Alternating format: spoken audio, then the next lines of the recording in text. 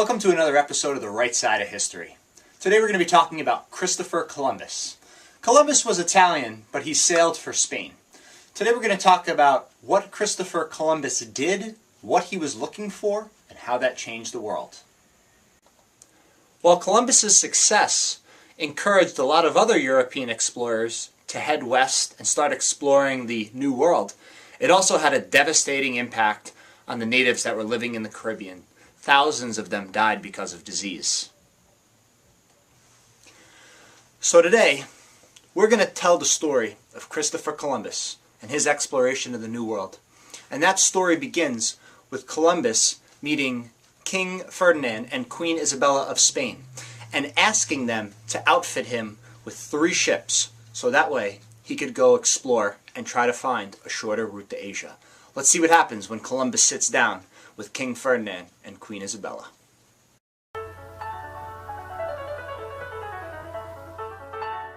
King Ferdinand, it's a pleasure to meet you, my brother. Now, I'm looking forward to doing a little bit of exploring, but I thought I was meeting you and your wife today. Columbus, it's very nice to meet you. Yes, I look forward to doing business with you. You see, we have decided to outfit you for your journey with 3 ships, the Nina, the Pinta, and the Santa Maria. As for my wife, yes, you will meet her, but she's always late. Oh, here she comes now, the Queen. Ferdinand, is that you talking about me? I hear you talking about me that I'm always late. I'm not always late. Just this time. Hello, Columbus. It's nice to meet you. It's a pleasure. Listen, a couple of things.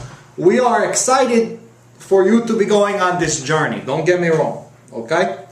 However, there's a couple of things I want. Number 1, spices. You know, this one you can't cook, okay? Everything, So what I want is spices. That's the first thing. 2, gold, okay? You see any gold here? No, wait, he don't buy me no gold. I need gold. Okay, number 3.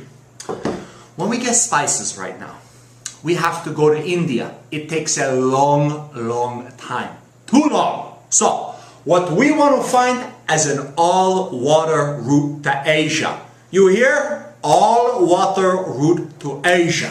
Okay? These are the things we want. Gold, spices, all-water route to Asia. You do that, we'll be happy. My queen. My king. And if you don't mind my saying king, she's a very beautiful woman. Gorgeous haircut, by the way. But anyway, listen, I want the same thing you want. I want an all-water route to Asia. That's what I'm going to find. I'm going all the way around the world. The whole thing, baby, the whole thing. The other thing I'm going to find you is your gold. And I'm going to find your spices. Don't you worry about that. You give me my 3 ships. Give me enough men. I'm going to find you an all-water route to Asia and all the gold and spices. Don't worry, you're going to get that necklace, okay?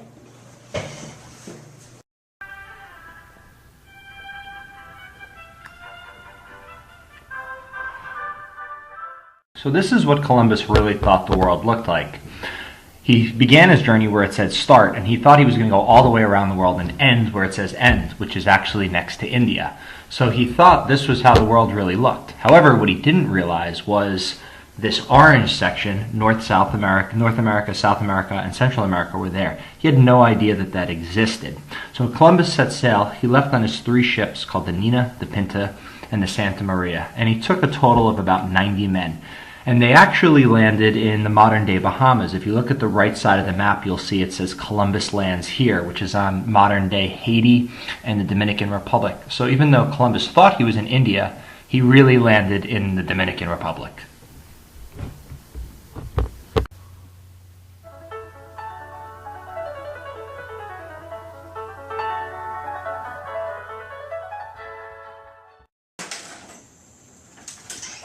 Bro, after 2 months of sailing, we are finally in India. We've made it all the way around the world, and by the looks of these people, we're in India. In fact, hello my friend, I think we will call you Indians. Very nice to meet you. Hello, my friend.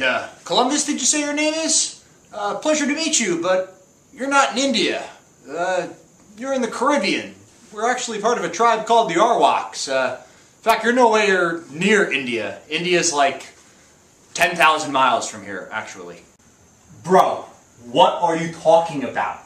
India is not 10,000 miles from here. I am the famous explorer, Columbus. I've made it all the way around the world. We're in India. You're Indians. End the story. No, actually, we're in a place called Hispaniola. It's the Dominican Republic in Haiti. I don't really know. You're not there? I don't know how to explain it to you.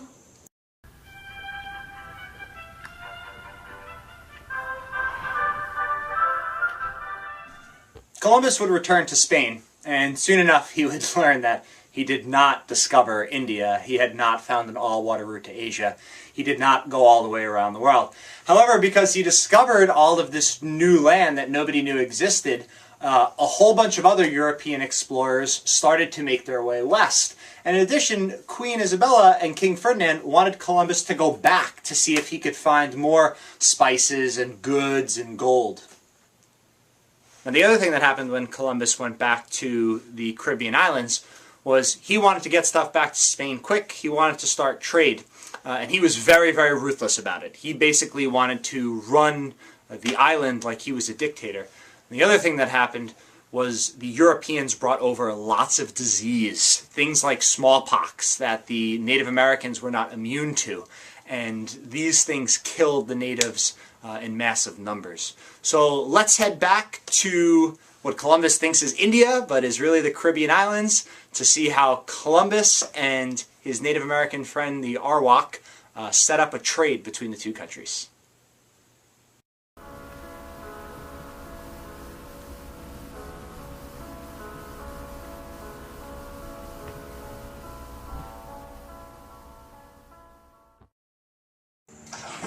This journey across the Atlantic is killing me. Chief, my good friend, it's nice to see you again. How's everything been?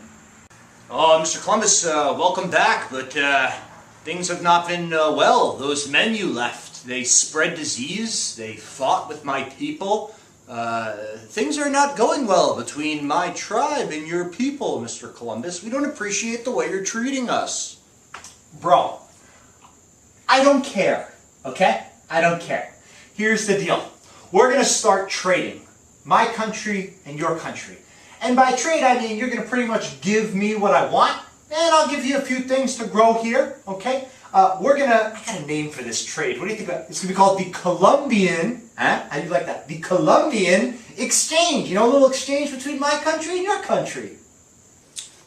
Mr. Columbus, we'd love to trade, but this Colombian exchange you're describing, it doesn't seem like it's going to be very fair. That's because it's not going to be fair.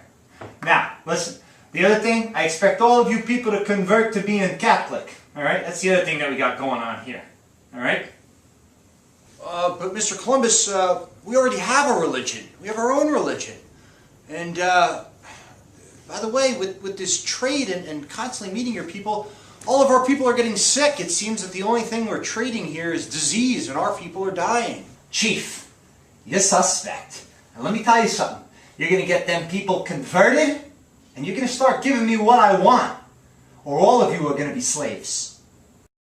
So whenever we talk about the Columbian Exchange, you'll always hear Old World and New World. The Old World is very simply Europe, and the New World is the Americas. And the Columbian Exchange was when goods went back and forth between the Old World and the New World. For instance, from Europe we got things like bananas and grapes, and the Americas sent Europe things like pumpkins and squash and peanuts. But the most traded item, unfortunately, was disease. And the most devastating of the diseases was smallpox. Smallpox is related to chickenpox, and as you can see, there's very painful dots that come up on an individual's body, covers your body completely. And the Native Americans were not immune to this. A lot of the Europeans were. However, you do not have to worry about catching smallpox today. In 1977, it was eradicated through a vaccine program organized by the World Health Organization.